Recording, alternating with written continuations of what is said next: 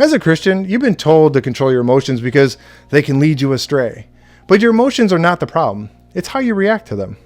In this video, you'll learn a 3-step process to control your emotional reactions, which will improve your relationships with others and even your relationship with God, making your faith grow 10 times stronger. That's not a real number. How would you quantify your faith like that anyway? After spending a decade perfecting this 3-step process through lots of trial and error, I've personally grown closer in my own relationship with God, and as a spiritual director, I've shared these same ideas with others with pretty dramatic results. And it's all based on ideas that have been proven really over the last 500 years. In my teens and early 20s, I struggled to control my emotions, but when I realized my emotions were not the problem, my life changed and my faith started growing immediately.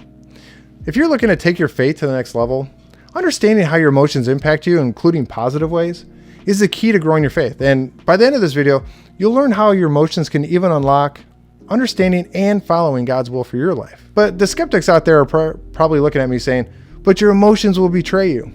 Really? What would Jesus have to say about that? In Mark 10, Jesus was frustrated with his disciples.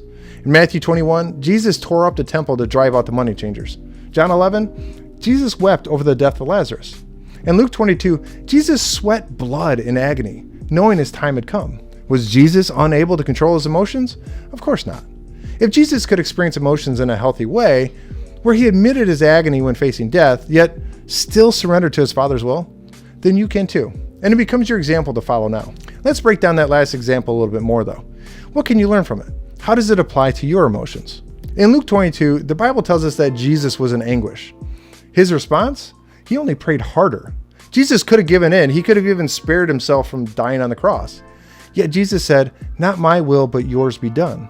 In his most vulnerable moment, Jesus' emotions could have led him one way, but he was able to control his actions. In your life, when you're faced with anger, sadness, frustration, or agony, the feelings are natural. Just like it was natural for Jesus to feel agony.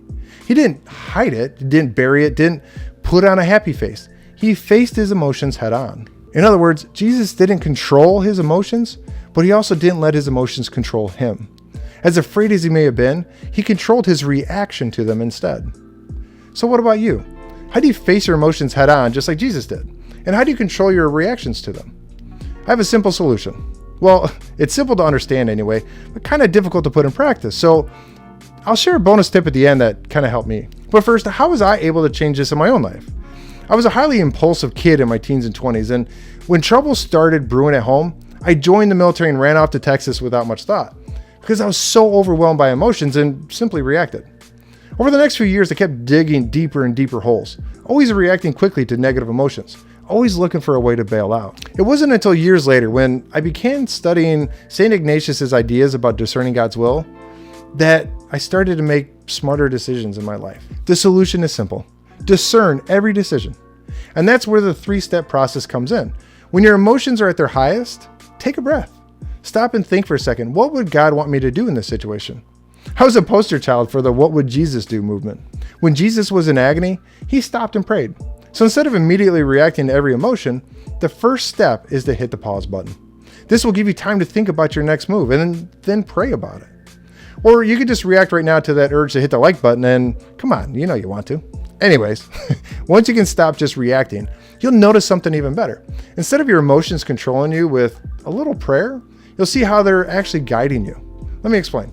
When you're driving your car, your eyes help you spot hazards in the road. If you simply react, you'll probably slam on the brakes and give whiplash to everyone in the car. The solution wouldn't be driving with your eyes closed out of fear, though. That's like shutting down your emotions out of fear. You'd be going through life blind. Instead, when you see a car down the road getting ready to cut you off, you can think about what to do next. Instead of slamming on the brakes, you can switch lanes, make a turn, or hit the brakes gently.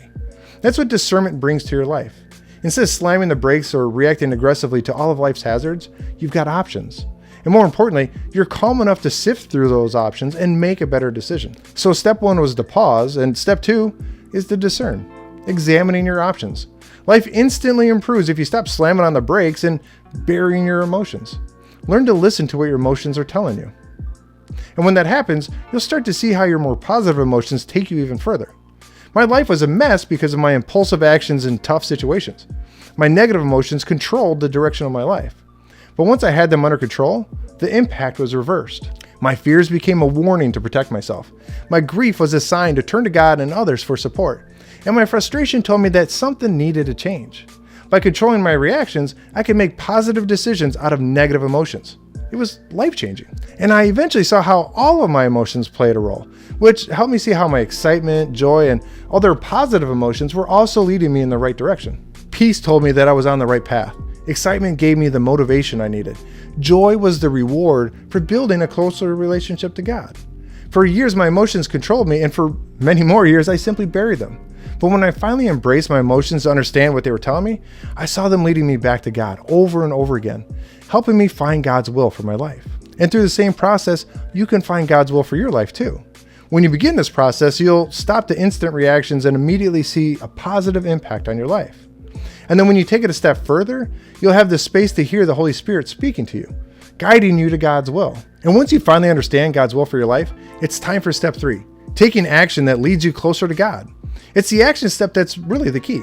Instead of an emotional reaction, you're taking a purposeful action based on prayer and discernment. Step 1 gave you a moment to pause. Step 2 used that moment to discern what to do next. And in step 3, you can confidently act on your emotions. This simple but effective 3-step process can start having a positive impact on your life today. And for your bonus tip, you need to reflect on your day to review how you reacted to your emotions. I couldn't fit it all in this video, so here's a video that teaches you how to unscramble your day in daily prayer. It's called the Daily Examine. I'll see you over there. God bless.